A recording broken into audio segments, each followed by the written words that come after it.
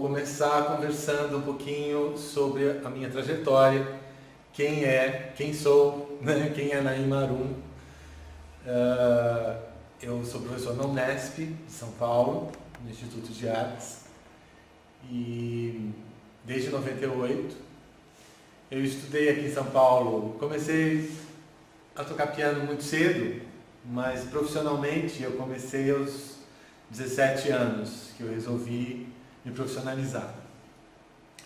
E comecei ganhando alguns concursos, estudei com uma grande pianista aqui em São Paulo, chamada Isabel Mourão, que talvez alguns já conheçam. Ela gravou muito nos Estados Unidos, gravou toda a obra de Grieg, gravou Camargo Guarnieri, os 50 Ponteiros, enfim, uma pianista muito conceituada.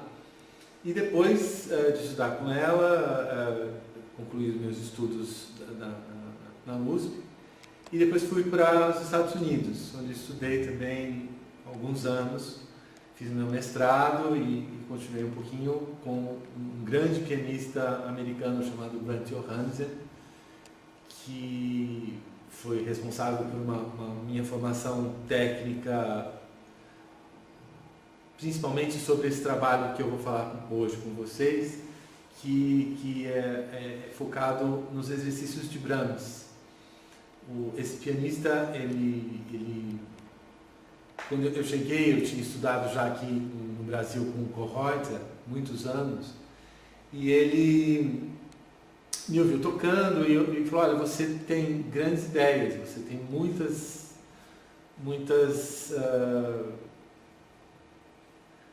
criatividade para se exprimir, mas eu acho que você precisa trabalhar ainda tecnicamente.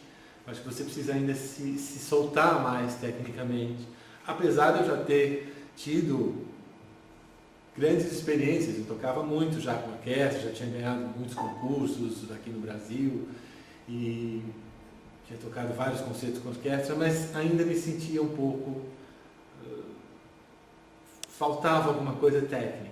E aí eu comecei a trabalhar com ele os Brahms, os exercícios de Brahms, que foi um trabalho que me ajudou muito por toda a vida, e aí eu resolvi escrever um livro sobre esse trabalho, que foi o tema do meu doutorado, que eu desenvolvi na Unicamp, que é esse livro, que foi publicado pela editora da Unesp.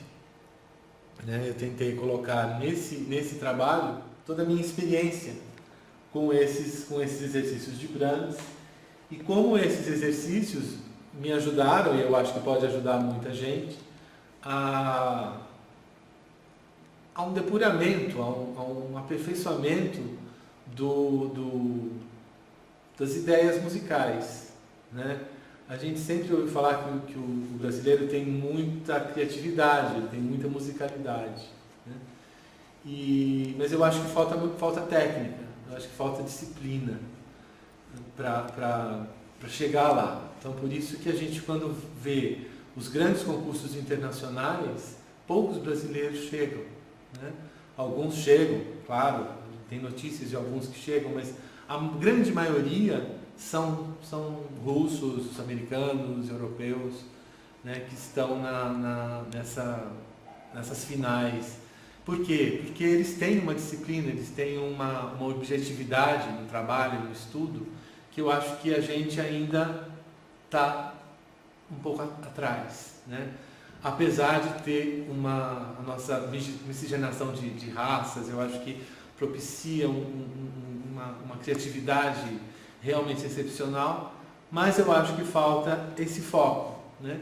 E isso, por conta de tudo isso, eu resolvi me focar nesse assunto da técnica, que é um assunto, até como o próprio nome da palestra que a Naira sugeriu para a palestra, que eu acho muito interessante, é um assunto polêmico, é um assunto, por ser um assunto um pouco árduo, né? Eu sinto que a maioria dos meus alunos não quer fazer técnica, porque tem uma resistência, porque técnica é chato, né? Isso é a primeira coisa que a gente ouve. Fazer técnica é chato. Então, não consegue fazer a ponte da técnica para o repertório, né? E como que esse fazer técnica vai me ajudar no repertório? e vai me economizar um tempo incrível lá na frente, né? Então você vai ser capaz de fazer coisas muito mais rapidamente. Se você tiver esse trabalho técnico e essa base técnica, você vai conseguir chegar muito mais rapidamente nos seus objetivos e se colocar muito mais como artista, como criador e colocar suas ideias no teclado, né? E evita o que também eu ouço muitos alunos falando, fala, olha, eu tenho muitas ideias, mas eu não consigo colocar, né? Isso é falta de técnica. Então, se você tem ideias, se você sabe o que você quer musicalmente e você não consegue realizar, é porque alguma sinapse está faltando entre o seu cérebro e a sua técnica, a sua realização, o seu dedo, o seu sistema neurológico. Então, esse sistema ele tem que ser fortalecido e ensinado, né, para como reagir para fazer essa ponte do teu cérebro para os seus dedos, né? Então é um pouco isso que eu vou conversar com vocês hoje. Eu chamei esse nosso encontro de reflexões sobre a técnica pianística. Eu quero começar com vocês apresentando uma introdução do concerto de Brahms que eu gravei com a Orquestra Sinfônica de Campinas, com regência do maestro Cláudio Cruz, violinista, muito, muito meu amigo, e nós gravamos inclusive um disco na Itália de música brasileira para piano e violino. E eu fiz esse trabalho, esse concerto de Brahms, o segundo concerto de Brahms, com ele e a Orquestra de Campinas.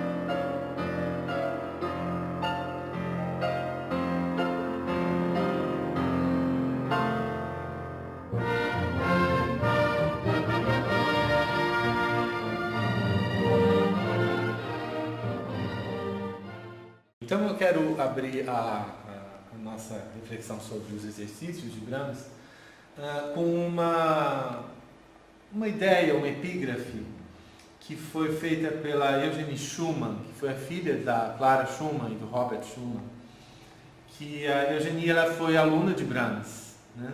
Porque claro que, como santo de casa não faz milagre, a Eugenie estudou com a mãe, com a Clara, mas provavelmente não funcionou. Então a Clara mandou a Eugenie estudar com um grande amigo que ela tinha, que o casal tinha, que era Johannes Brahms. E Brahms fez com que a Eugenie estudasse esses exercícios. Os exercícios de Brahms, eles foram compostos durante a vida toda dele. Ele escreveu esses exercícios para ele, para os alunos. A própria Clara escreveu alguns dos exercícios. Então é um trabalho que foi muito amadurecido do Brahms. É um trabalho que ele fez com grande carinho. No final da vida de Brahms, ele queimou muitas das coisas, muitos dos manuscritos dele. Então, quintetos, várias obras ele botou na fogueira. Imagina o que não foi queimado, né?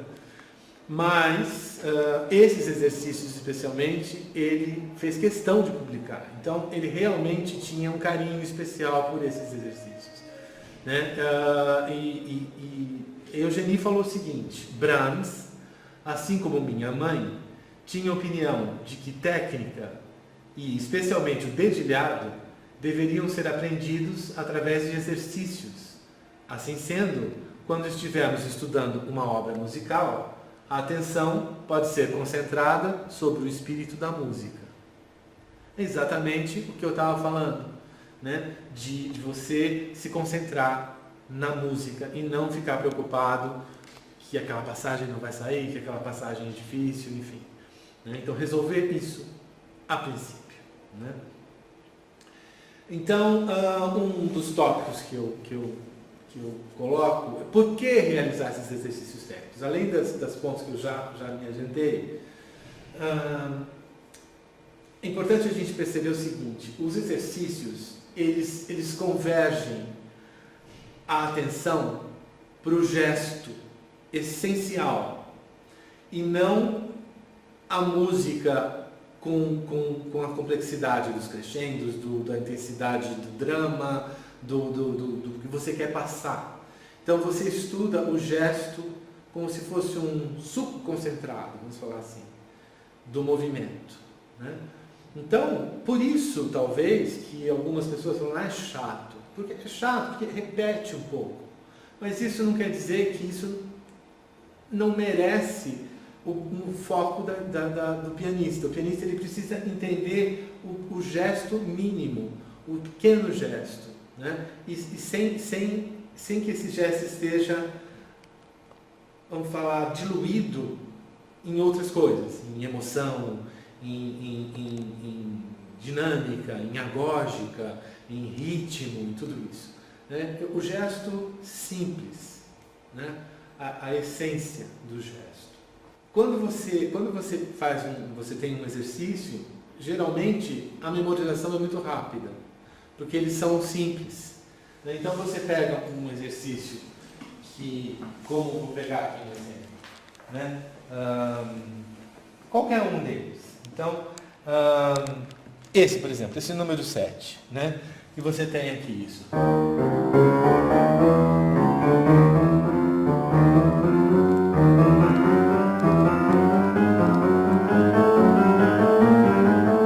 É um gesto sempre igual, cromático. Mas você tem uma complexidade de gestos bastante grande. Você tem isso e você tem que vir para outra região do teclado. Outra região, você está o tempo inteiro trabalhando essa movimentação, se adaptando ao teclado, à região.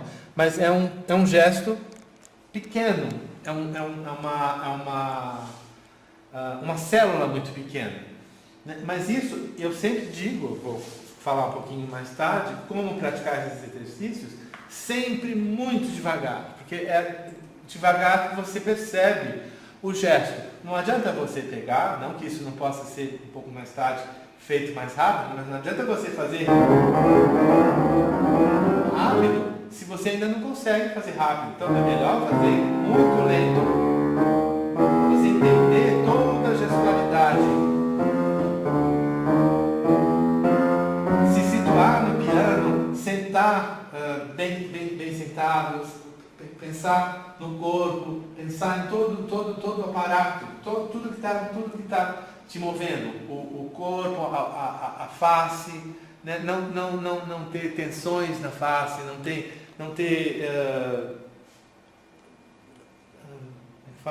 coluna curvada. Então, se centrar, se concentrar em você, como fisicamente, como um performer mesmo, sem pensar em música, em emoção, em coisas internas.